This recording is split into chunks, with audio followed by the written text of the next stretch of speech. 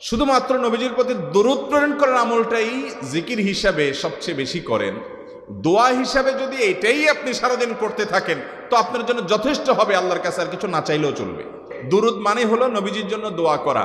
ভাই, আল্লাহ তার হাবিবকে রহম করবেন, আপনার আমার দোয়ার দিকে আল্লাহর তাকানোর কোনো ঠেকা আছে? নবীজি কি আমাদের দোয়ার কোনো মুখাপেক্ষী? কিন্তু আমরা তার জন্য দোয়া করলে ওই চান্সে আল্লাহ তাআলা আমাদের প্রতি অনুগ্রহ করবেন। একবার না, আপনি নবীজির প্রতি একবার রহমতের দোয়া করবেন, একবার দুরূদ পাঠ করবেন, মান সাল্লা আলাইয়া মাররাতান সাল্লাল্লাহু আলাইহি আশারা।